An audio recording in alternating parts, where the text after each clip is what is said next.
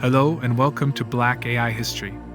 Today, we will be discussing the complex and often misunderstood issue of anti-Semitism and its resurgence in Europe. Anti-Semitism, or the hatred of Jews, has a long and troubling history that spans centuries. Despite the Holocaust, one of the darkest chapters in human history, serving as a reminder of the devastating consequences of this hatred, it has tragically resurfaced in Europe in recent times. But what is driving this resurgence, and is it accurate to blame a specific group or community for it?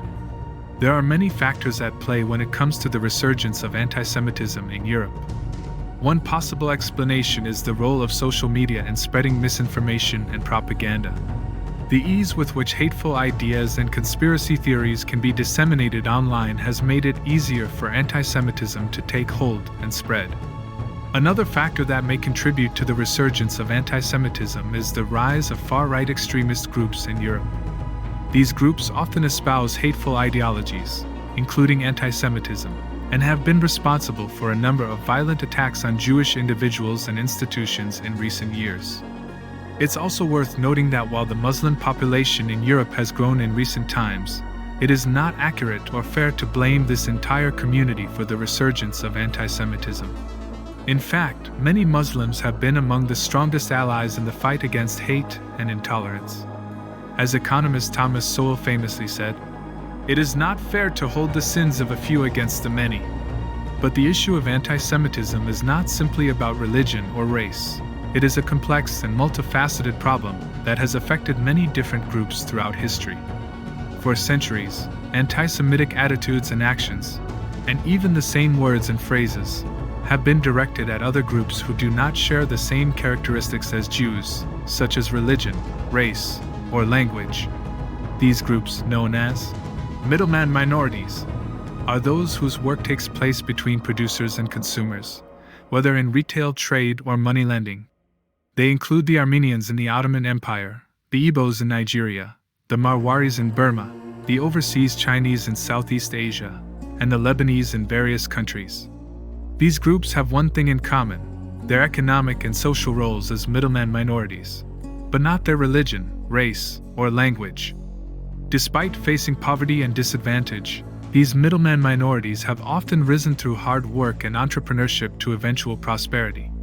But with success comes resentment, and these groups have often been targets of hate, with accusations of being parasites and bloodsuckers. They have also been labeled as leeches, accused of exploiting the labor of others for their own gain. But it's important to remember that these groups have also made significant contributions to the societies in which they live, bringing new ideas and technologies and playing important roles in the economic development of their communities.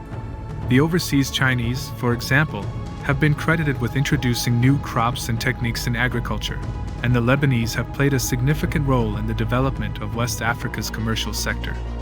As we continue to unravel the mystery of the resurgence of anti-Semitism in Europe, it's crucial that we remember to not jump to conclusions and engage in blanket stereotypes or prejudices against any particular group. Instead, we must be vigilant in opposing all forms of discrimination and intolerance, and strive towards creating a more inclusive and equitable society for all. The history of anti-Semitism serves as a stark reminder of the devastating consequences of hatred and intolerance.